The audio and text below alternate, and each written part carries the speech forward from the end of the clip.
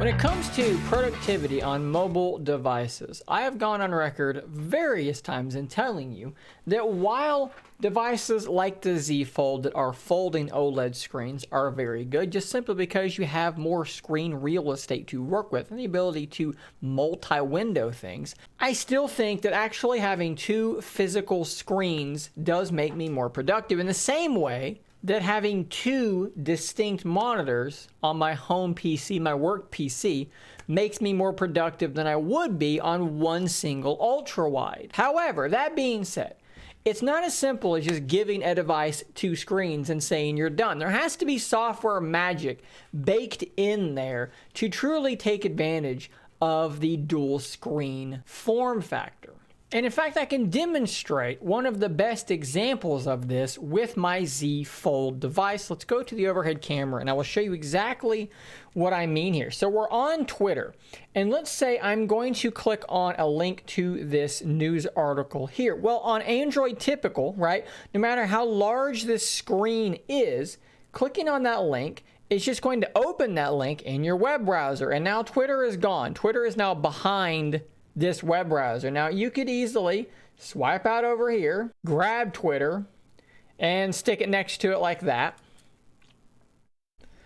and continue going. But my point here is that it does require that extra step. What you would literally have to do here, right, is you would have to have Twitter open and you're doing your thing. And you could either do what I showed you, right, click the link and then bring Twitter back, or you could go the other way around, go and open up your browser and then open up the link, and that would work. But at any rate, that extra step is required. If you just simply click on a link in an app, whether it's opening up a web page or another app, that new application is going to take over and it's going to occlude what you were just doing. Okay, so how does all of this exact scenario behave on Surface Duo or Duo 2 devices that have two screens? How do they handle this type of thing? Well, it's a rather strange story, and I guess all I can do is just demonstrate this to you. So here we have the original Surface Duo, and for pretty much the entire life of this device, when I clicked on this link, what would happen is it would open the new app, in this case the web browser, in the open screen. So if I'm here, it would open here. If Twitter was here, it would open over there. But with the Android 11 update, this did get broken, at least for me and from other people I talked to. It seems like this is now the case, where now that web browser is going to open the last place it was. So you see the browser was there. So let's move it over there. Let's close it and let's open it again, and there it is on that side. But again, it's just going to default back to wherever it was.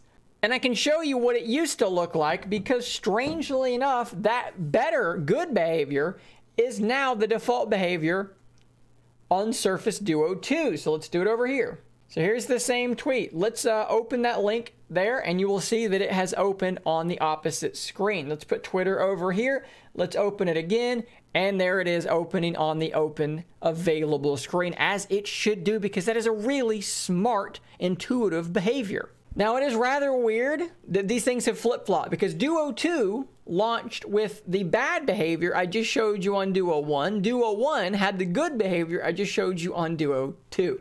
It seems like Duo 1 is like a month behind in terms of updates, and this just got fixed on Duo 2.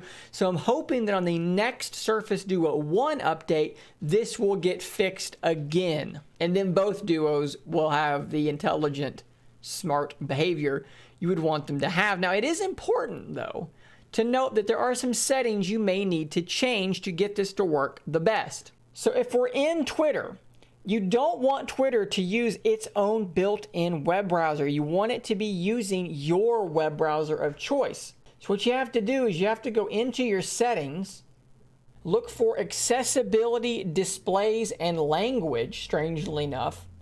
Then click on display and look for this box here, use in-app browser. Turn that off, because if it's on, I'll show you what happens. If it's on and you click on that link, it's going to open it up inside Twitter, and that totally defeats the purpose of having that second screen there for you to use. Let's turn that back off so we have that good behavior. And you're going to need to do this in pretty much every app.